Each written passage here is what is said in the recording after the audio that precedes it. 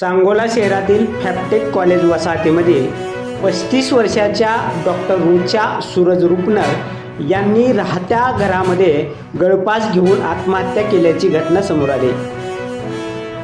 गुरुवारी घडलेल्या या घटनेनं सांगोला व पंढरपूर तालुक्यात खळबळ उडाली। आत्महत्या केलेल्या वर्षा रुपनर या पंढरपूर येथील आपल्या हॉस्पिटलमध्ये डॉक्टर म्हणून कार्यरत होत्या।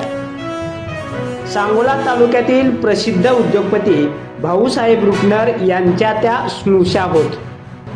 त्यांचे पती सूरज हे डॉक्टर असून दोघे पती पत्नी पंढरपूर येथे हॉस्पिटल चालवत होते। त्यांचा विवाह 12 वर्षापूर्वी झाला असून त्यांना एक मुलगा व एक मुलगी आहे।